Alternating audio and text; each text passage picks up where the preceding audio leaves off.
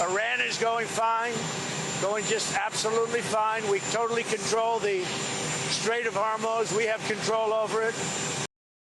Hey Andy, do you have Yeah. $100,000 I can borrow? No, I don't. Do you want to get early access to Trump's posts? Is that what you're trying to get? Yes, that's what I'm trying to get. I So want access to Trump's post, man. I I actually have a clip later on in the show for that I can't wait to play you. I try not to play clips of other podcasts, but today I'm going to play some clips of other podcasts. But you know what? I just realized we missed the other night while we were recording. The Patriot Games happened. Where was the publicity for this? Like earlier in the summer, like in the spring and early summer, he kept talking about all the things we were going to do for our nation's birthday, and the Yep. Patriot Games was hyped up at that point. And then randomly, I saw that they had happened that night. Like they were done by the time I saw it. I didn't see any commercials, no No, advertisements. no advertisements, no nothing. I would have thought it would have been Yeah. on the TV or something. Something, and I guess because the president of ABC and the president of Disney was there, which Disney owns ABC and ESPN, so all those presidents were there. Okay. Trump was there. First of all, Trump walked out, and this is a mean thing to say, but it was an entrance that only Erica Kirk would make. I'll say they had those little like sparkler things that shoot sparkles into the air, like Uh-huh. lining away, and he comes walking out, leading all these little kids. Like I think they were 14 and 15. I'm not 100% sure on that, but with all the Epstein stuff going on, like the images of him there weren't like you would think somebody would have thought to like put him in a more flattering environment where nobody could make Epstein jokes, but they didn't. Yeah, they're 14 to 17 years old. So what's interesting is he managed to stay awake for this whole thing. Watching 14-year-old girls, he never once closed his eyes at any point in time. He was surrounded by teenage girls and watching teenage girls, and they had his full attention. Put him in a cabinet room with his cabinet secretaries, and he's lights out. They announced they're breaking up the MMR vaccine, which I'm not even going to talk about all that. But he was falling asleep during that. It was anyhow. He stayed awake. They're breaking it up like Yeah, so the MMR is the last person who should be talking about this, but the it's measles. mRNA. No, measles, mumps, and rubella, I think is what it is. It's a shot, it's a vaccine that your kid gets when they're young. Gotcha. And he said all kinds of crazy shit. He said that it's a vaccine the size of a 20-ounce Coke, or he said something like that. And every doctor was like, we don't even have to tell you that that's not true. But he's ordering that it be broken up into 3 separate shots, which means more hospital visits, more copays. It's better for the health industry. There's no studies whatsoever that show this is harmful. Like I said, we're the last people that are going to talk about this, so I'm not doing it. Sure. But he was falling asleep during that. But again, put him in front of 14 to 17-year-old girls, and he was wide awake. Crazy. Yeah. So anyhow, I will say I got a quick clip of Trump for you tonight. On the way back, leaving, I think it was in Ohio, is where the Patriot Games were. And they asked him, I don't even know what the general question was, but it's like he kind of did like he ran down the gauntlet and gave you every lie he possibly can about how awesome everything is. I just want you to check this out. Fantastic time in Ohio. The country's doing well. The stock market's fantastic record. We have 79 records so far in a short period of time. More people are working right now in the United States than ever before, and prices are dropping fast. Iran is going fine, going just absolutely fine. We totally control the Strait of Hormuz. We have control over it. Nobody else, only us. Our Navy is unbelievable, and things are going great for our country. Go ahead. This was from 6 months ago. No, that was Tuesday night. Yeah, Tuesday night. Everything's going great. And the only thing that he said that was true there is that the stock market does keep setting records, which is unbelievable with everything else going on. But Yeah. Iran's going great. He said Iran's going fine, which I thought was big because he always uses big bolsterous words, great, the best ever. Like he doesn't use words like fine, but he's like, Iran is going fine. It's not going Yeah. fine. Just spoiler alert. But we control the strait totally. He mentioned specifically the Navy's doing great, is what he said, which is interesting. Have you seen any of the reports from the Navy over the past couple days? I was just watching something on that. So apparently there was the guy that's the Secretary of the Navy is it's a Asian guy. I'm not making a joke here. Hung Dong? It's Hung Chow, I think, right? Hung No, Chow? Hung Cow. Hung Cow. Hung Cow. Anyhow, I'm not Yeah. trying to, anyhow. But he had a meeting with the families of the sailors that are on this one aircraft carrier, and they ripped his ass for like 2 hours straight. Like it was bad. Oh, Apparently, and I don't know what's true and what's not, but apparently a couple different sailors have tried to jump overboard. They've successfully six. jumped. What? They're just like screw it. Like one lady was reading at that event with Hung Cow. She was reading a text from her husband where he was saying he hopes he doesn't wake up tomorrow. Now, so the aircraft carrier has been at sea for 9 months, which is by far the longest. Like normally, even if their deployment is like 6 or 7 months, they go into port every now and then. They get off the boat, they get to resupply with like fresh food, milk and fruit and all kinds of stuff like that. And they're not getting any of that. They haven't stepped foot off the boat or been in a port in 9 months. Apparently, they've got no milk. All they have is meat, from what everybody's They saying. don't have toothpaste, Andy. They don't have toothpaste. There's water cleanliness issues, like drinking water is not good. Apparently, they don't have cleaning supplies either. Their showers are molding over. Yeah, These are some of it's the reports that I was listening to. It's like slummy situation. Like you can't do that to our troops. Like, well, what are they doing? apparently, like meat is the one thing that you can like freeze and it's good for a year or two. So like every meal now they're just having like meat. Like that's all. Like here's protein. Have much. I guess you're not going to die if you just keep eating protein, but I'm sure after a while you would like to have a potato or something. Just They're anything they're other they're than just gonna ship them in TRT. yeah. That's You guys have to live off well. TRT for the So next 3 months. I'll tell you this: Trump's not just doing nothing. Okay, he's taking executive action to fix the situation. He signed a new executive order concerning the Navy, I think today, possibly yesterday. Problem is, it's addressing aircraft carriers, but not what needs to be addressed. I'm trying to remember how to say this right. The catapult on the front of ships that launches boats off. Uh-huh. It used to be steam for a long time, but then we switched to like an electromagnetic type catapult. And apparently, a couple different things, reasons why we did it. But one of them is like the jerking motion of the steam one. Like when you take off, it jerks your neck, and this is a smoother ride. Whatever. We're advancing technologically. Well, he signed an executive order that every new ship being built from here on out needs to go back to steam, but also all the ones that are in service with electromagnetic need to change back to steam ASAP, which apparently will cost billions of dollars. Like it's not just a matter of replacing the track, like there's internal guts to the system. Like foolish waste of money and all the Navy. He's been talking about this for a year and a half, and the Navy has been resisting it. They've been trying to tell him like, no, sir, like this is the future.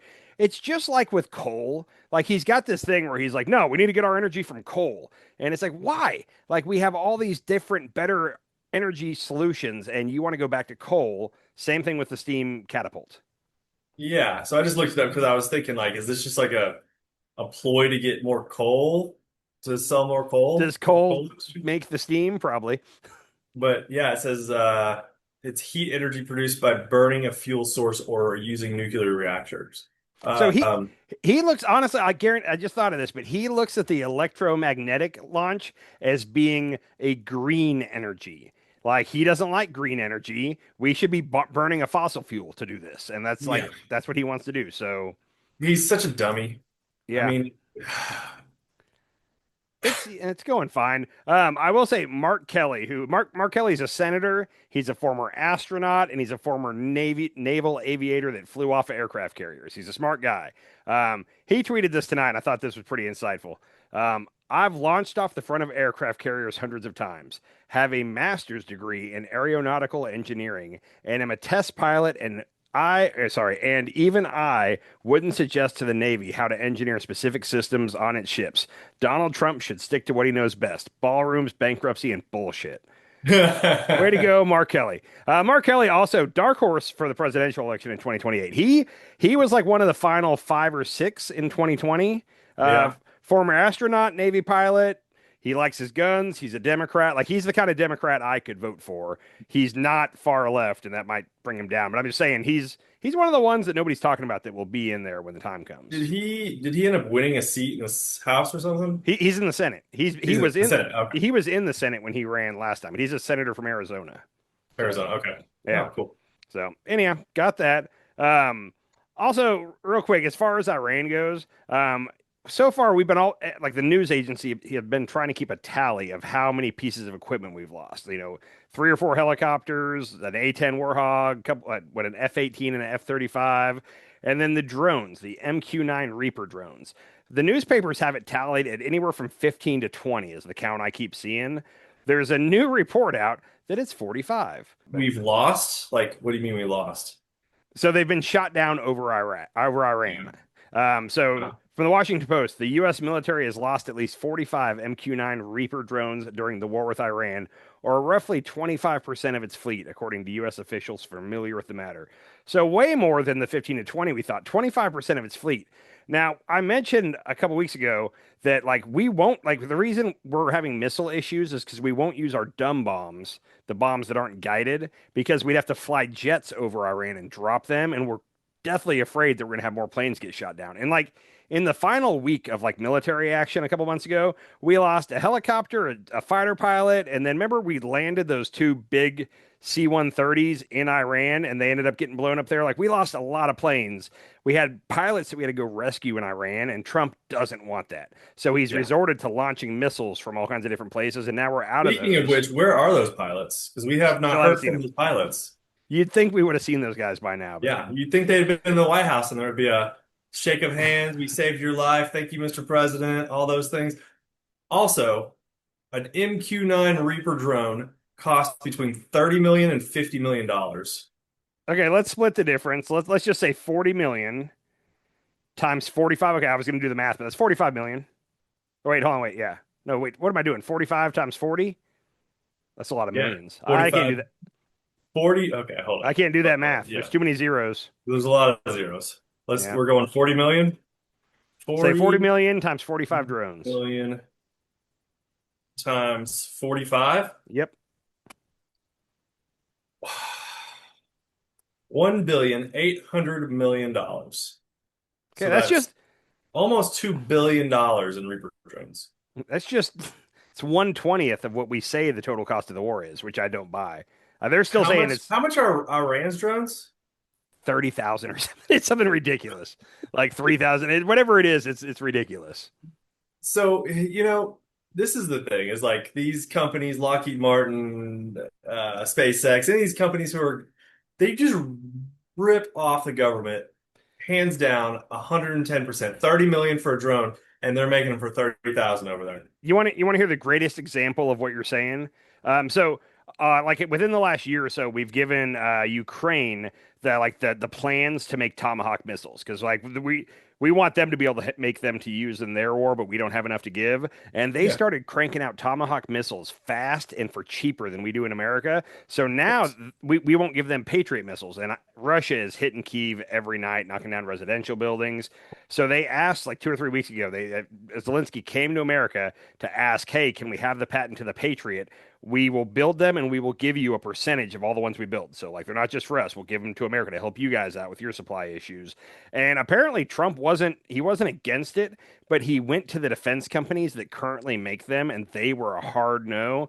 And according to the reporting, the reason they're a hard no is because they're afraid that Ukraine will prove that they can be made way faster and cheaper than they're making them here. And they the lead time on a Patriot missile is 53 months from the time we order it till it gets received, and they cost in the millions of dollars. I'll bet Ukraine could crank out a couple a day for a third of the price, probably less than that. And the defense companies are scared that that'll be the case, and then they'll have to match that price and speed, and Yeah. then all their profits are going. Their shareholders are mad, so can't do Yeah. it. Sorry. Okay. I Yeah. mean, so the defense contractors are against our own defense because Because money, this is capitalism, money. buddy. Yeah, capitalism rules all. So I'm sick of capitalism at this point. yeah, which I didn't pull it, but there was a munitions plant in Texas, I believe, that got like $5 billion from the Pentagon to basically open its new plant and start producing stuff. And apparently they bought the wrong equipment or something, and then the plant ended up just getting closed down. They never produced a single round, and that money's just gone. Uh, Yeah, I should have pulled that. I'm sorry. we don't do things very smart because I just heard that I think it was Sagar was talking about it, but we make all of our like munitions cotton, like the ignition cotton that goes in munitions, in one plant somewhere down in like Alabama or Yep. Arkansas.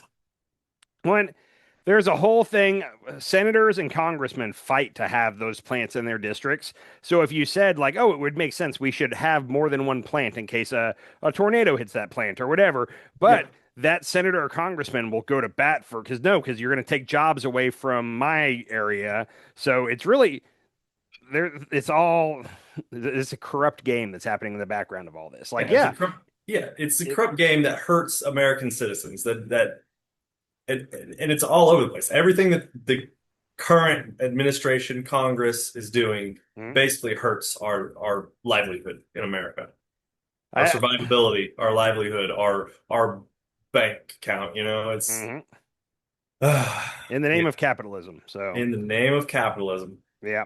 Anyhow, I will say on Iran, there have been reports recently. Admiral Cooper is the one that they were saying was trying to tell Trump and Hegseth, like, hey, we don't have the missiles to continue this fight. Like, we need to try to find an off ramp. Supposedly, 2 weeks ago, that's what was being said. Um, Now, in the last week, I keep seeing stories where General Cooper is suggesting we start attacking Iran again. I don't know what changed. Also, the thing I've been paying attention to is the papers in Israel. This is just one headline. There's been a bunch like this, but this is from the Jerusalem Post. Israeli officials are stunned by Iran's rapid military recovery after 2026 war. Exclusive. IDF Mossad officials shocked for the second time in 2 years by the speed of Iranian post war recovery. IDF seeing a stunningly speedy turnaround in ballistic missile threat. So they're putting it out there to everybody, and hopefully they're hoping Trump's going to see it.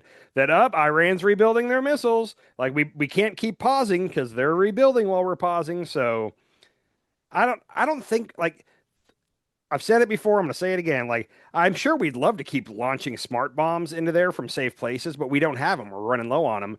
We So, mean who? Trump and Hegseth, American Pentagon. But Okay. at Not this not point, me. yeah, not us. Not the But American people. We don't want to be in this war. agreed. But our government, our Pentagon will say, but the only way they can really do it is if they decide, okay, we're going to start flying manned missions over Iran to drop bombs, and with that comes the risk of downed pilots. And I don't think America, if that starts happening, let's say we have a couple planes go down, and then let's say, God forbid, that we have videos of our pilots being held captive in Iran, hostage videos of our like that's terrible for Trump. That Trump he can't survive. So I think he's really torn right now, where he wants to attack, but he can't risk that right now at all. So that's where we're at. Um, Would you ever thought that America would lose a war against Iran?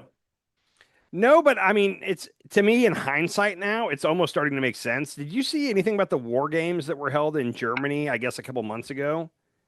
No. We fought Ukraine in a war game, and we had more numbers than them, and they beat the crap out of us. Like stunning loss by America in several rounds. It wasn't just one simulation, and they were using their new drone technology, and we were using our outdated technology. And like even in the simulation, it specifically said in the story that clearly America has a bigger army, so they set it up that way to where the manpower was not equal. Ukraine was smaller, and they just used drones and won. And so it's weird. Ukraine's been going on for 4 years. Iran's been going on for 6 months now. Like, it doesn't seem like our military has adapted to what the current battlefield is really like. And I'm a little shocked by that. Like, that's that's not just Trump. That's also in the previous version of the Pentagon for 2 years under Biden, the Ukraine war was going on. Were we not paying attention? I don't. Yeah, I something really weird where we get stuck in our and it's these we have old leadership. We have like the president's old, that Yep. whoever's the head of the Pentagon's old. It's a lot of guys that are like, back in my day, we jumped off the beaches at Yeah. Iwo Jima and blah blah. And it's just not what's happening these days. We need to get Yeah. younger in a lot of key positions. So Yeah, that's part of it. It's that, and it's also like, does Boeing want to like change what they're doing? Do they want to have to build a new yeah. factory so they can make these smaller, cheaper drones? Well, No, they want to keep making billions and billions of dollars for these 300, 400, $40 million Reaper drones. and back to what I was saying a little bit ago about congressmen and senators protecting their constituents. Like if you announce like, hey, we had planned to spend a whole bunch of money with Boeing to make fighter jets, but what we really need is drones. So we're going to take some of this Boeing money away and invest it in drones. Well, wherever that Boeing plant is held, which is not just up in Seattle, there's several of them around the country.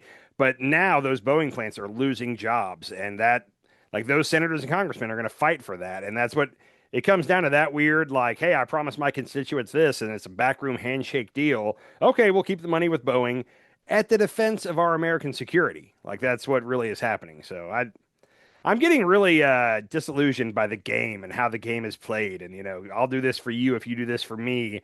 That needs to stop, man. It's how Yeah, our politics runs. 100%. 100%. We need to start doing what is right for America, what's good for America and American citizens, not for what's good for the billionaires and the politicians. Agreed. Well, Yeah. real quick to finish up on Trump saying that everything is great right now, a couple financial things. First of all, inflation, and we talked about this last time, but when inflation comes out, like three different numbers come out. There's like the core PPI inflation, and then there's another, and there's wholesale inflation. One of the inflations was 3.4, which it was 3.5 last time, so it came down a tenth of a percent. But then wholesale inflation went up to 4.7%. So it's like the White House is picking the 3.4 number and looking at that and saying, look, it came down a little. But then the left is picking the wholesale inflation number and, oh, look, it went up. So I don't know. I'm just saying, and overall, I think all of America agrees. Well, don't we have both those numbers for the last round? It was roughly the same. Like I said, the core PPI, whatever that means, went from 3.5 to 3.4, so it dropped a tenth. The wholesale inflation went up like two tenths. I don't know. I don't know what any of this means. All I Okay. know is I think most Americans feel that inflation sucks right now and it hasn't gotten better. And he promised not only would he stop inflation, but he'd bring it down. He'd do deflation, is what he On promised day when he ran. one. On day one, he'd bring the prices down. Energy prices have gone up. I don't even know what the percentage is, but energy prices are up ridiculous. He said within 6 months he would cut our energy bills in half. Uh-huh. Anyhow, on top of the inflation, we talk about the bond yield every now and then, and I don't fully understand the 30-year and the 10-year bonds. All I know is you want to sell them for a low interest rate. According to Bloomberg today, the U.S. government is about to sell 30-year bonds at the highest interest rate in a quarter of a century. So the problem with that is if we fail to sell our bonds, then the value of the dollar goes down, which makes inflation get higher. And then I'm going to say we're hurting, but the economy in a lot of countries is hurting right now. Japan and South Korea being two of the major ones that affect us. They hold a lot of our treasury bills. If their economy starts to suck, they're going to start selling our treasury bills, which will bring down the value of the dollar. Like overall, things aren't going good in the bond market. The treasury bonds is what I'll say.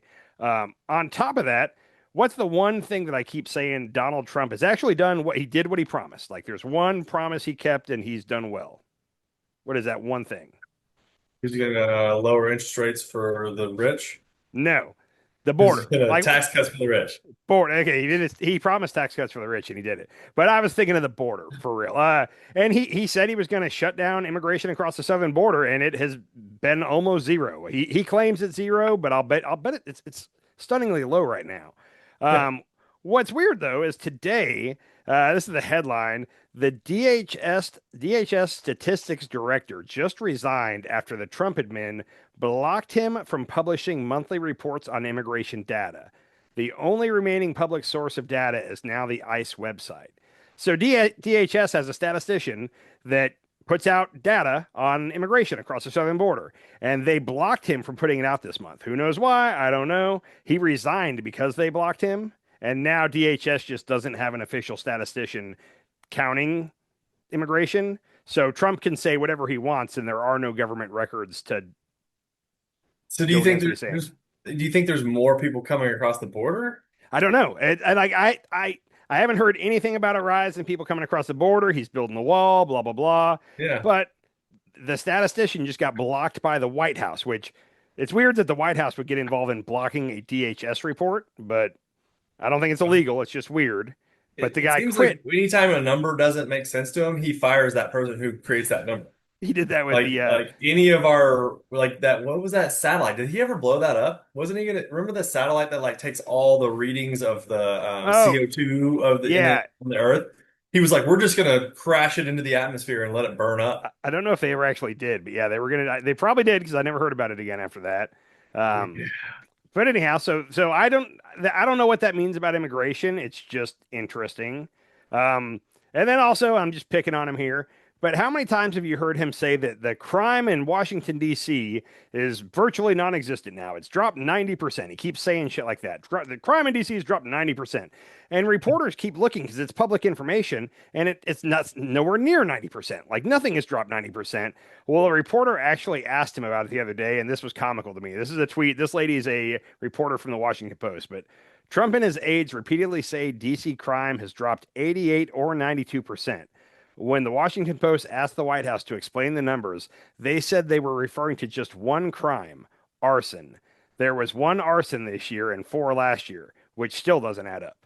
So whenever they throw that out, 88 or 92%, they're talking specifically about arson, nothing else.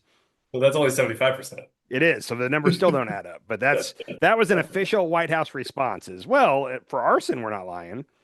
Anyhow, I was listening to NPR today, and they were talking about how he's about to send more National Guard to DC. so not more, but they were only supposed to be there for a certain period of time, 6 months, a year, something like that. Yeah. And he's now extended it through 2029, through the inauguration of the next president. Yeah. Yeah. Absolutely. Which, again, you look at this, and whenever the next transfer of power happens, he hopes to have a ballroom with a drone port on top of it for defense. He's putting up new fences and gates all around the White House area, not just the White House itself, but the streets around there.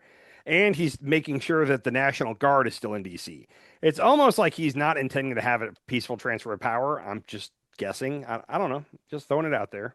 I guess we'll find out, huh? Yeah. And then last thing on the economy, because I don't have much on it, but I saw this tweet, and I'm pulling an Instagram here. I don't even know who this guy is that tweeted this. It's clearly like a parody account. It's called Roman Helmet Guy. But I saw this tweet and it made me go into deep thought on it. I just want to run it by you real quick, okay? The tweet's in reference to Michael Burry. Burry, I believe is how you say his name, but he's the guy that The Big Short, that movie from the 2008 financial collapse. He's the guy that like spotted it ahead of time and then shorted the market and made all that money off our collapse.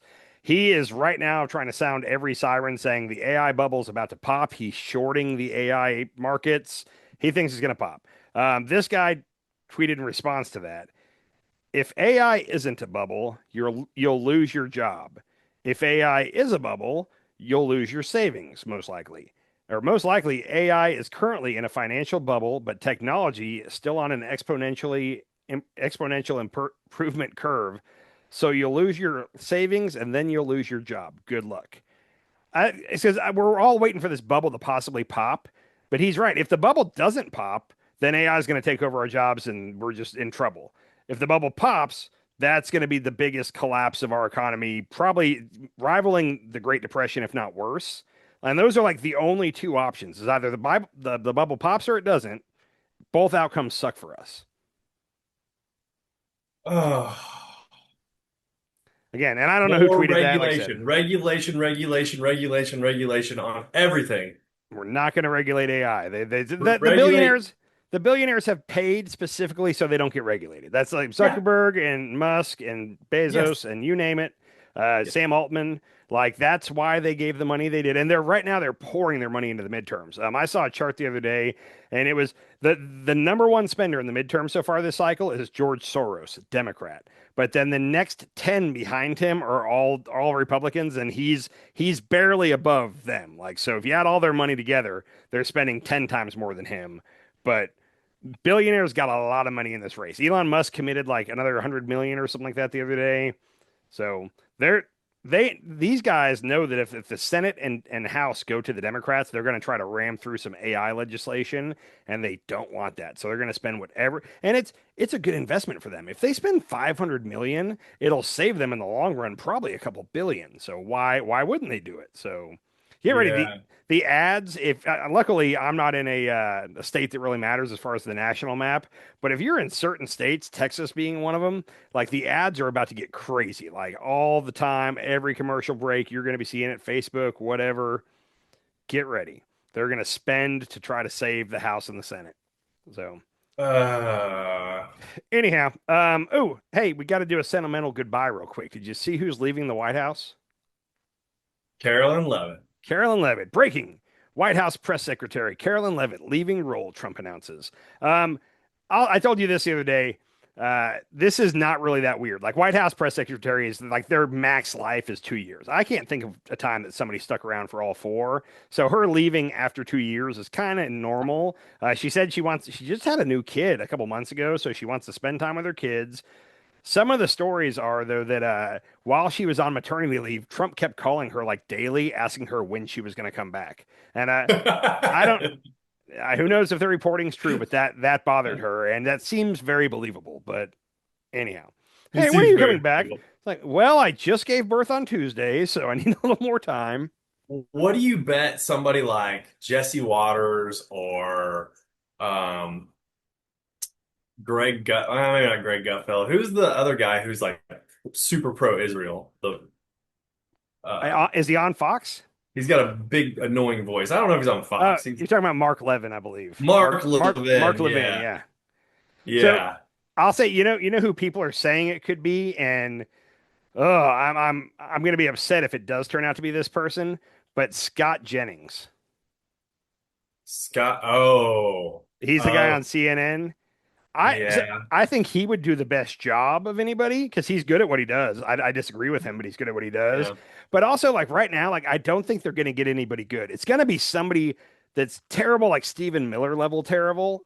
But like, if you're Scott Jennings, why would you at this point go attach yourself to the Trump administration? Like, it's not going well, and if they lose the House or the Senate, it's only going to be worse. Like, nobody wants that job. And they were actually asking Scott Jennings about it tonight on CNN, and he was kind of dancing around. And he's like, "Well, it'd be an honor to be asked." And the other two guys were like, "Hey, this would be terrible, and I hope you don't get it. Like, this is going to be a bad job." And I think he knows that.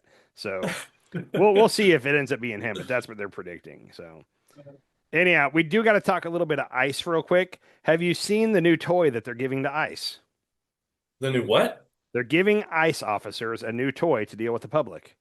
Oh, Yep. toy. I thought you said toilet. It's like, all right. They're giving him new gold toilets. Donald Trump signed an executive order: gold toilets for all ICE With officials. his signature on it. Yeah. No, so they are spending money. They're going to spend $20 million to give ICE something new to help de-escalate situations they're having with the public. Okay. Oh Um, no. from the I'm Washington done. from the Washington Post. The Department of Homeland Security plans to equip ICE officers with gloves that emit electric shocks to use on people who are not cooperating in the field, according to an agency notice. So they're going to buy $20 million worth of gloves. They're like stun gun gloves. So they just grab your arm and you collapse to the ground. I wondered, is this new? Is there any video of this?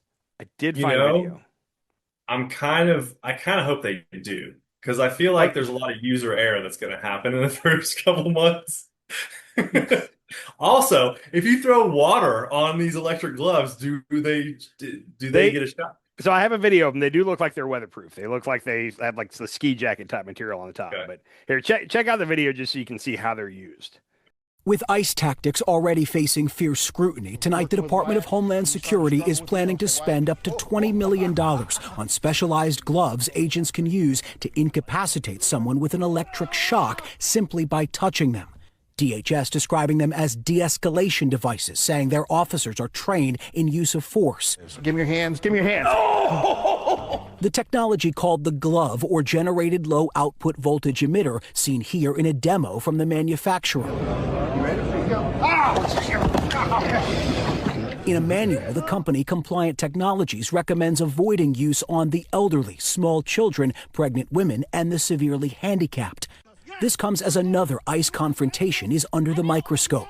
Virginia mother Carolina Molina says an ICE agent seen here brandished his gun after she shouted at federal agents detaining people. The one that tried to run us over. The agents accuse her of trying to run them over, which Molina says this dashcam video shows is false. Yeah, that was messed up. Yeah, so don't use it on the pregnant, the elderly, the handicapped, and children. So I hadn't even thought of your comment though about them user error, like tapping a buddy on the like I think that's going to be rampant for a while. And I was trying to see because I don't know how they work. Like, is there a pressure switch in it that if you press down hard enough, I don't know how you make them actually shock. But yeah, I'd love to see somebody walk. You know that the type of people that are ICE agents are the kind that are going to be like purposely like messing around with this. Hey, buddy, and smack somebody on the back and shock them. They'll think it's hysterical. Like, Yeah, they're not serious people. No. I saw something where it was like more Americans have died from ICE agents this year than the Iran war. Well, it's 13. So I would say American citizens, because we know of the two, Alex Preddy and the girl, I forgot her name, I'm sorry, the girl in Minnesota. It's something like 60 something. But that people, not American citizens, I don't think. Because there have been people that have died in ICE detention that are not citizens, right? So Oh yeah, you might be right. I think the right way to say it is more people have died in ICE detention this year than in all of the Iran war. That would make sense. Or than Americans have died in the Iran war, because plenty of Iranians have died. Oh, here we go. Detainee facilities in ICE custody have reached full-time year highs, reached multi-year highs with over 30 deaths reported in fiscal year 2025 and dozens more following into 2026. So, if I'm not mistaken, all the detainees that have died in ICE custody have not been U.S. citizens. Now, that doesn't mean they should have died, and clearly that's wrong, but they weren't U.S. citizens. So, Well, for what that's worth. hmm. Well, there was a guy that I was watching the other day, and he got shipped back to his country in South America, and he was recording like a selfie video. He was an American citizen. He was a what is it called? Green card holder. Not a green card holder. He was a A dreamer. Okay. So the Dreamers, that's a gray area because I think Obama signed something giving them protected status, but he didn't make them citizens. He gave them protected status, and I think Trump undid that, I believe. Or he was born in America. Which one is? I thought that was dreamer. If he was born in America, that's a birthright citizen, and he shouldn't have been deported. So if that's true, that seems odd. So Okay. normally, most of those have been caught before they've been actually deported. So either way, that the lady at the end of that video, the lady that had the gun, they said had a gun brandished at her. I watched that full video. They didn't brandish a gun; they pointed it in her face, and they kept screaming, you tried to run us over, you tried to run us over. And she finally was like, I've got a dash cam right here. I never tried to run you over. And as soon as she said that, they like holstered their guns and started walking away. And they were like, forget you, blah, blah, blah. And they dropped it once she pointed out she had a dash cam because they were totally lying. These are not the kind of people that need to have shock gloves walking around the streets. I'm just going to say. I 100% agree. Not they. I mean, give them shot gloves, but take guns. Yeah, yeah, that'd be better. They're not going to take the guns though. And Have they been shot at? Besides the one guy who shot through the window and killed ICE detainees, have they been shot at by American citizens? I don't believe so. And I So could what be do they wrong. need guns for? What do they need guns for? They Yeah. don't need guns. I agree. I agree that the way ICE is doing this is wrong, but yeah, I don't have an answer to your question. So No, I mean, I don't think police officers need guns either. I'll say this. Have you seen that, like, there's a big part of MAGA that is pissed at Mark Wayne Mullen right now, from senator from the great state of Oklahoma, who's now running DHS. They're mad at him because he's made a couple comments about, like, well, the way ICE was doing it was a little bit too harsh and we should really go after the bad hombres. Like, he tried to get back to that to try to quiet people down, and MAGA's pissed at that. They're like, no, they like the surge into Minneapolis, like that kind of stuff. They're a fan of, so they're all mad at him and they want him to be kicked out or fired or whatever now. So, anyhow, Yeah. I want to play some podcast clips for you in a minute, but there's one other thing that just cracked me up today. All right, from the Washington Post. The U.S. Treasury Department permanently repealed a rule that required businesses formed in the U.S. to report who owns them to federal crime investigators. Foreign companies and pooled investment vehicles must still report about foreign owners. So I didn't know what that meant at first. I was like, what are we doing here? And what it is, it's shell companies. There was a rule made about, I think it was during the first Trump term, that, hey, you can't have a shell company where nobody knows who owns it, because that's how you do money laundering, get around taxes and all that stuff. So any company held in the United States, basically you have to report to the government who owns this company. Seems like a very good rule or regulation, right? It was signed into law in Trump's first term by Trump. Why would they do away with this? And also, I was wondering, are they trying to hide this possibly? Maybe they thought this wouldn't get out. But no, before that Washington Post story, there was a tweet from the Treasury Department. Today, FinCEN News, I don't know, issued a final rule that permanently removes the requirement for U.S. companies and U.S. persons to report beneficial ownership information. FinCEN today also announced that it would delete previously reported information by U.S. persons from the beneficial ownership information database. So not only do you not have to report it anymore, they're deleting the database period for anybody that previously reported it. Basically, shell companies are good to go going forward. That's just helping people that are trying to do crooked shit. Like, why would you do that? I have no They idea on are earth. 100% making it okay for billionaires to do illegal things. I mean, Yes. look at all of the pardons he's given to billionaires who fund him. He's giving them everything. Well, And he's basically at the same time, try not to cuss here. you did so much better tonight, man. Thank you for that. I appreciate it. He did. Hey, I just want you to know right now, my mom would be so happy with the lack of Yeah, F Stan, bombs. I'm sorry I cuss so much. It's in my nature. I appreciate you. So, but what he's trying to do is he's basically his whole term he's been saying, "Hey, white collar crime isn't really a crime." He's been pardoning white collar criminals if it's just a financial crime. Nobody was hurt. When in reality, yes, like investors were defrauded or whatever the case may be. But he doesn't think white collar crime is a crime, and he's trying to make it easier. That's got to be what it is. Like, I don't know how else you explain this. Yeah, yeah, white collar crime is okay now. It's fine. As we, Well, it's okay if you're a billionaire. If you're a billionaire, it's okay to be a criminal. Exactly. What the funniest part about this, you know who the senator was that sponsored this bill to make this registry in the first place? It's the senator. Yep. Ooh, Mitch McConnell. No. Lindsey good guess. Graham. Nope. Good guess though. He's in the Trump cabinet right now. I don't know. Okay, check it out. My Corporate Transparency Act, the most significant anti-corruption and money laundering law in decades, and which forces anonymous shell companies to disclose their true owners, is going to pass as part of the end-of-year defense bill. Marco Rubio. So Marco Rubio is the one who started that legislation and pushed it through, and Trump signed it into law. And now we're just not doing that anymore. We're totally getting rid of the list in the first place. It doesn't make any sense unless you're trying to help billionaire white collar criminals out. That's the only way I can look at it. Oh my gosh. So I'm pretty sure this administration is doing cocaine on a regular basis. Remember we covered the Marco Rubio thing where he was sniffing and drinking water and talking really fast? Oh, it's him. He has a history of doing that. Yeah. But then we talked about Hegseth last time. Yep. Hegseth has looked a little yeeted for a while. And we only pulled him in the background while what's his name was Vicent was talking. But he actually made a speech after that. Did you see that? So I did, and I didn't pull it because I couldn't find a good short clip to pull. But yes, Okay. I told you, every time he speaks recently, it wasn't just that speech. Anytime he's in front of a camera, something's going on. And I don't know if it's drug use. Very side to side, talking fast, sweating.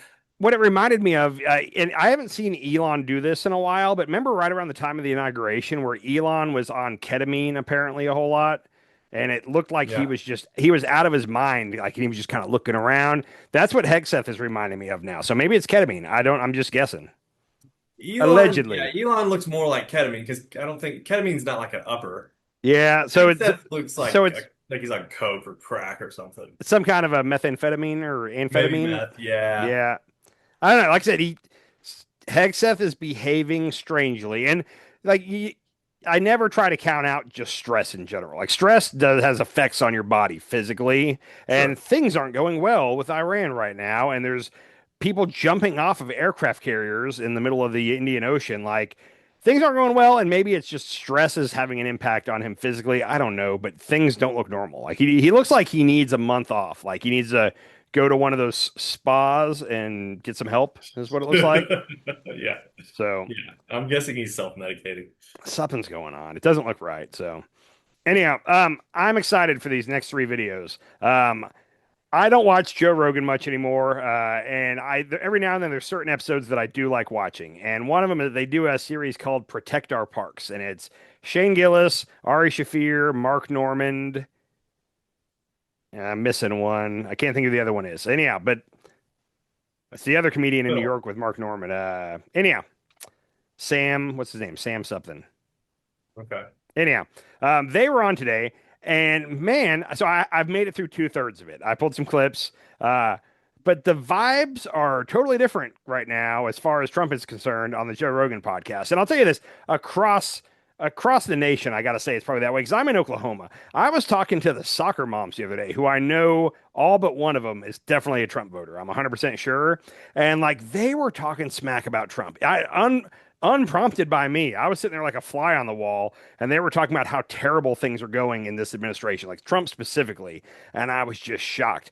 I talked to one of my buddies the other day who is a Trump voter, and he was just like, yeah, not going well, man, not going well at all. And I'm just like, oh my, so they're recognizing it. Okay. Good. Finally. I mean, how did we see it before all these other people saw it? And there's an element of luck because maybe it went really well for Trump. I don't know. We saw it. We pointed out like multiple things that were going to go wrong. Some of it was entirely predictable, for sure. Some of it has been way worse than even I thought it would be, but some of it was entirely predictable. The tariffs specifically, like I remember explaining to my buddies, I'm like, hey, if you stop all immigration and do the tariffs, this will have a negative impact on the economy. And they were like, why are you saying that? It's like, because it's common sense. But here we are, anyhow. Joe Rogan had those guys on. Shane Gillis, above all else, Shane Gillis seemed to be making it known that he's not happy with this. And he pointed out several times, he's like, I didn't vote for Trump. He says that over and over. He gets labeled as a right-wing comedian a lot. And I had somebody I know recently, a friend up here, was like, oh, I don't watch Shane Gillis. He's right-wing. And I was trying to tell her, I was like, he's not. Like, he's really not. He comes across that way. He codes MAGA, but he's not. Yeah, he kind of codes MAGA. He does. He's offensive. He's offensive in many respects. He's not afraid to say the R word, and that codes MAGA. That's one. But yeah, I got 3 clips from this, and sorry, they're all about a minute apiece, but let's start with this first one real quick. He was at the White House? And gave Trump a yeah, so was I. ring. So was Shane. You know what I'm saying? Like, that's the problem. Let's stop bringing up that. We got pretty early. We were there together. We They prayed. asked me to go in the VIP room. I said, no way. You didn't? I went in there. Fuck no. I knew was those hanging out. photos were going to be taken. What was in the I'm not champagne fucking room? Me taking and Nate pictures. Bargatze were in there. I know. Chilling. I know. Look how that turned out. It was Yeah, fine. I stood outside in the rain. I was like, I'm not getting my picture taken. I took 0 heat for that event. But you took a You're photo already with on. Trump a couple years back. It was a funny photo. That was a great photo. It's Bro, wearing a that ridiculous was when you shirt. were wearing the Pablo Escobar That was shirt. pre a lot of things. That's true. That's pre a lot of Pre-world things. record. No, not me personally. I mean, Also, pre him. the Iran. him. I was back then when I was taking that picture. I was like, this guy's going to release the Epstein files. No more wars. I like that. Was it killing Americans? Also, still didn't vote for him. Not a big deal. The Epstein files and then the Dude, I Iran saw war. you. Okay. Anyhow, so making it clear, he didn't vote for Trump and he didn't want his picture taken with Trump. That's just the beginning. That led him into a whole series of topics. I'm not even going to beat around the bush. Let's get to this next one real quick. Isn't he selling his Truth Social tweets to people and then they can bet on it? What? I think, yeah. You can bet on anything He's now. selling access. Selling access. He's selling faster access to his tweets, and then you can bet on it Bet on what his on tweets will the be. markets because Wait a minute. it's literally insider trading. It's Kashi. That you Maybe can bet I'm on wrong. I everything don't you know. can fix. Yeah. Wait a You minute. fix your Is own that bets. real? You get access to a tweet before he makes it, and then you could bet on that tweet? How's that legal? We'll see. Wait a minute. What is this? Trump sued over Truth Social advance access sale. And I'm online in the Oval Office. Who's It's so telling thick. him this is a good idea? I feel like I need Nobody's to be closer telling him to shit. $1,000 contracts. Yeah, it's $100,000. You can get his early Yo, tweets. Hey. you know how crazy that is? $100,000 to get early tweets. Hey, bet 200 on That's literally It must crazy. piss you off so much when he tweets like Truth the Social's guy parent from Twilight's company, a bitch. Trump Media, announced in July it would offer subscribers to Truth API who paid up to $100,000 each month. Oh my God! Not even just $100,000 a year, a each Patreon? month. He's raking it For in. early access to market-moving posts from Trump and other people who use the platform. Market moving. You imagine you charge $1.2 million a year? He's just on a grab. Oh, yeah. And to get that, it's just people who are like, He's So- just on a grab. And the whole time, what's funny at the beginning of that clip, Shane Gillis was like, yeah, he's charging for early access to his post. And Joe Rogan was like, what? What? I haven't heard of this. And that was Shane Gillis was just bringing up shit that Trump's doing. A little while after that, it was too long a clip to pull. But Donald Trump was like, man, he's like, the different corrupt things that are going on here, like, people are going to jail. He said, unless a Republican wins in 2029, like there is going to be so much evidence to put these people in jail. And this is Rogan talking like that. So the vibe shift can't be understated. Like the podcast sphere that Donald Trump did really good at in 2024, and Kamala refused to go on a lot of shows she should have gone on. But let's say that's 3%. Because I don't people act like it's 15 or 20% of the country. It's not. It's like 3 or 4% most likely. But if that's 3 or 4% of the vote, that's enough to win or lose an election right there. And there's Sean Ryan, who's like a former Navy SEAL type guy, he's been bashing on Trump for a while. Tucker is bashing on Trump. Tim Dillon. Rogan has been kind of the Andrew Schultz, big time. Rogan has been the one that's been hesitant to say anything negative about Trump, and Shane Gillis just forced it upon him. Like Shane, this episode made I already think Shane Gillis is one of the best comedians going, but I love Shane even more now. I think Joe Rogan respects Shane Gillis. Yes, a lot.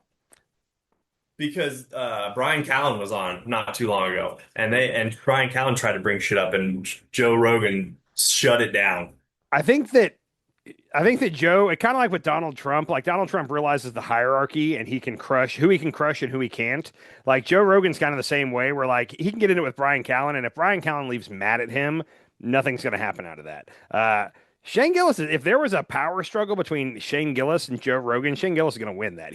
He's popular with the younger people than Joe Rogan is, and I think that Joe recognizes that. So anyhow, like I said, props to Shane Gillis for bringing up a lot of stuff. Now, this is the most fascinating clip of the whole podcast. But Shane brought up, and I only pulled a small portion of this, but the longer conversation was basically that like communism, we're calling everything communism. But like, if there's a candidate, and this, I'm putting words in everybody's mouths here, but this is kind of what they were saying. If there's a candidate that is saying healthcare for all, like, why are we calling that communism? That's good. We need that. And even Joe Rogan was agreeing with that. And that was kind of the point, is like, we're just throwing out the word communism, but some of these are really good ideas, which great point to make, Shane Gillis. Yeah. And healthcare for all is a socialist idea. It is. And I wish he would have gotten into that a little bit, but he was just saying like anybody that wants to do these certain things, and I think they mentioned public libraries and all that, but he's like, oh yeah, socialism. Anyhow, more props to Shane Gillis, but check out this last clip real quick. This communism's the gayest shit ever. It's the worst. Somebody needs to look into how gay communism is. But isn't it crazy that it's making a comeback? Yeah. It always does. It's a cycle. There's a cycle. The problem is if we cannot call it communism if we get free healthcare. Right. That would be a good move. That would help a lot. We're calling everybody communist that wants free socialist, healthcare. communist, and you're like, free healthcare is cool. Yeah. We should have that. It's normal. Yeah. That's not communism. We should have Communism is healthcare no and private education. property. Yeah. You should treat the entire country like it's a community. If you have a community, would you want the sickest person to fucking die who could be very valuable if you could like take care of them? And do you have the resources to take care of them? Of course you should. We're a rich country. Exactly. Do it with libraries. It's no big deal. This is the problem with We don't feel capitalism. like a community. With Did you see Joe Rogan put his sunglasses on to match Gillis? Yeah, well, and so on the Protect Our Parks episodes, they drink and smoke the marijuana. They smoke it a lot. So yeah, the sunglasses went on at a certain point. But throughout, there was an example of it in that episode where Joe tried to be like, "Oh, and communism, can you believe it's making a comeback?" And every time he tried to do something like that, where normally his guest would agree with him, Shane was like, he just kind of talked over and was like, "No, but free healthcare is not communism, blah blah blah." And several times Rogan tried to do that, and Shane just kind of steamrolled it and got it back to what he wanted to talk about. And it was kind of funny to see Joe keep trying to be like, how can we get this back to the left is bad? And no, couldn't do it. So way to go, Shane Gillis. I'm so thrilled. I hope everybody sees that episode. I'm sure, and I haven't seen the whole thing, but I'm sure that they ripped on the Democrats too. So if anybody wants to say, oh, you're not pulling those clips. Yeah, I'm not. Sorry. I pulled the clips that I thought were funny. But I can't stress to you enough, because I'm surrounded by MAGA voters, surrounded. And like, I got to tell you, the vibes are not good. The only play that they have right now is to try to scare people with socialism and communism. And I will tell you, me and you, I've been joking about that the last couple of episodes about, oh, they're going to take my TV or my factory, whatever the heck it was. Thanksgiving. Dude, like, I got to tell you, though, it's working. I've talked to 2 people in the last couple of days that legit were like, yeah, Trump's bad, but like, I don't want to do socialism, or I don't want to do communism. And like, almost like it's a binary choice of like, it's either Trump or the communists, one or the other. And that's the way that Fox is going to try to put this to their voters is, hey, we know you don't like Trump, but he's better than the communists. And yeah, no, I would agree with actually that's a tough one. But I don't want America to be communist. But that's not what anybody's trying to do here. Like even like Nobody's trying to be a communist. the DSA, the Democratic Socialists of America, like democratic socialism is a different thing from socialism, and then communism is even further over than that. And Yes. like we should just look at their ideas. I wish the DSA would not have chosen that name because it's kind of like when the left a while ago was going around saying defund the police. But then if you heard them in an interview with somebody, they'd be like, "Oh, well, here's what I'm really saying is I'm saying that we should reimagine the way we do policing and blah blah." And that made total sense. But the phrase defund the police is a political loser. Don't say that out loud. That's not going to do well. And I feel the same way about the DSA. Like they take a lot of pride. I'm the DSA candidate, Democratic Socialists of America. It's got the word socialist in it. It's just a bad branding name. Like I would rather they not do that. How about you say, hey, I'm a Democrat and I think that we should have guaranteed health care for every American. Yay! And the right would still try to say that's socialism, but when you have socialist in your name, you're making it easier for them. Because if you just look at the people that are actually running, what they're running on right now is healthcare and making lives better for everyday Americans. Like that's what they're running on. Now, all of them have an old tweet from 5 years ago where they say, "Oh, Thanksgiving is racist," or "defund the police," or whatever it is. Is kind of racist. I like Thanksgiving. I'm not going to let you talk bad about I like Thanksgiving. Thanksgiving too, but it is kind of right. I mean, the fact that we still have Columbus Day after we all read his diary is kind of insane. So here's the thing. In general, like I'm not a fan of tearing down statues and getting rid of like the whole like, oh, well, George Washington held slaves. We can't worship him. We can't think he's great anymore. No, George Washington was one of the founders of America. He was our first president. The fact that he did like back then, you were allowed to hold slaves, and this is what kills me is the left. It doesn't make it right though, Andy. It doesn't make it right. Oh, so do you think we should take George Washington off the $1 bill because he held slaves? The fact that you're thinking about this bothers me. Yeah, kind of. I kind of do actually. Okay. I mean, I disagree with you strongly. Let's just say if I was an African American, every time I look at a $1 bill, that's a fucking slave owner. I don't think any African American has said that. And what? I've never heard an African American say that. I've never even heard them express that sentiment. I guarantee you we can find somebody online. I bet we can find a million people online. You can find anything online. But that's like that right there, because both sides are doing it now. The right was going on and on about the left doing cancel culture for I don't know how long. And now the right's doing cancel. They're going back and digging up old tweets and then trying to hold people accountable for that old tweet, which is exactly what the left was doing 5 years ago. And I hate it all the way around. I don't like it. Get rid of that shit. Tell me what you're going to do for me right now. Right or left, Democrat, Republican. I'm all ears. Tell me what you're going to do for me if you win office. Excuse me. I'll tell you what the Democratic Socialists are doing. They're going to do what Mamdani is doing right now, which is making things better. The new polling on Mamdani, by the way, he's got like a 73% approval rating, which is crazy. That's really high. What was that percentage? I think it's 73 is what I saw. In New York? Yeah, it's crazy. Like that's the highest. A mayor, the mayor is one of those jobs where as soon as you get it, everybody hates you. Like the mayor never polls well, and he's like there was I think I heard Crystal Ball from Breaking Point say this earlier, but like somebody tweeted out like a photo of a pothole on their street, and we're like, I wish the governor would fix this. And somebody from his office saw that, and that day they were out there fixing that pothole. Like that's awesome. Little shit like. People focus on really big, grandiose things, make lives better. He cleaned the subways and he made the public buses free and he's fixing potholes and something about the trash cans. He got new trash cans or whatever. It's rent control. It's stuff that, yeah. I mean, he right now is making me think that, some of these DSA ideas could really work. And I told you at the time, I wanted Mamdani to win because I like the thought of New York being an experiment. Like, does it work or does it not? This is make it or break it, sink or swim. Let's see if this works. And so far, it's working. If it works there, let's try it some other places. And if it works on all these other places, let's try it on a bigger scale, statewide, maybe statewide at first, and then nationwide. But I don't want to just jump right into like America does this crazy thing where the fact that we have every 4-year elections I like it, but I also hate it because we're bipolar as hell. Like we get a president and he totally undoes everything the previous president does and says, this is how we're going to do it now. And we do that for 4 years. And then the other side wins and we take it back to the way we were doing it before. And it's a little crazy for me.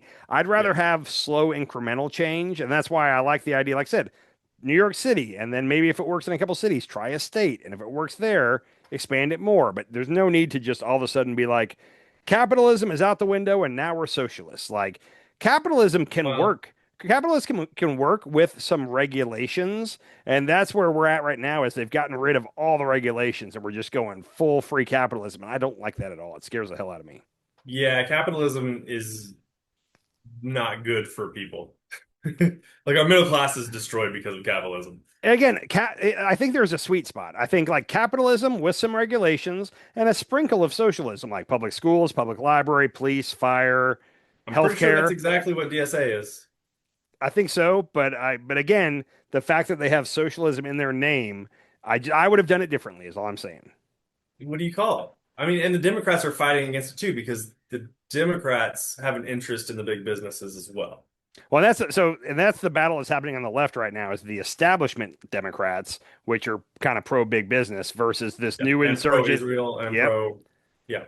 They're gonna lose. Like they're slowly losing. I want it to be the Democrats. Like I could go for like an Elizabeth Warren, Bernie Sanders, AOC-ish type Democrat. But there's a couple people that have tried running for office that are further left than I'm comfortable with. Mamdani, none of them have won, thank God. But even like the lady that's going to come in second place for the LA mayor's race, she's further left than I would like. And I said at the time, Mamdani's probably a little further left than I would like, but I want him to win because I want to see it in action. Let's see if it works or not. So now I've come around, and Mamdani's about as far left as I'm willing to go. Just throwing that out there. I mean, he's doing a great job. I haven't seen any complaints, and like you said, 79%. That's I think probably 70, higher than any politician. I think 73%. But there have been some complaints. Like there's been some billionaires that have threatened they're going to leave. We're leaving the city because of this, and then they didn't. They all stayed. Like it's kind of hysterical. And a couple of them even kind of floated it to their companies, like, "Hey, we might relocate to Texas or Florida." And their workers all said, "No, we're not. We're not going there." And then they ended up staying. So supposedly, if Mamdani won, all these billionaires were going to leave, and all the tax revenue is going to be gone. No, that didn't happen, and the tax revenue is all still there. So everything's fine. Scare tactics. Kind of where we're at. Yep. So, all right. I got nothing left. Do you have anything else you want to end on? No. That's it for me. Have a good night and a good weekend. We should always say this at the beginning, but like and subscribe. Feel free to leave a comment. Thank you from me. Vote DSA.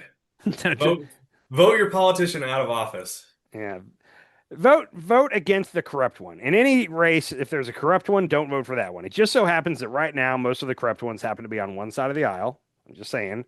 I mean, the Democrats are corrupt too. There are definitely some. And slowly, like this is the Democrats' Tea Party era right here. Like they're going through and doing kind of a vibe change in the party right now where they're getting rid of those guys. And I like it. Like I said, the ones that have won so far, I'm cool with. And even we didn't mention this, but the one that was talking about Thanksgiving being racist, she was supposed to win the Democratic primary for governor in Wisconsin, but the polling had her up like 15 to 20 points. It was supposed to be a blowout, and she ended up losing by a point. So the centrist Democrat, the corporate Democrat, won in that race. But again, she was probably a little further left than I would have liked. So I'm good with. I like the guy that's going to be the nominee, and I think he has a way better chance of winning. So. Anyhow, okay. Last thing, thank you on behalf of me and my mom for watching the F words tonight. She's going to be very happy when she sees this. She might even give you a call. So, all right, like, subscribe, leave a comment, and have a great weekend. Peace. Later. Sometimes you eat the bar, sometimes the bar eats you.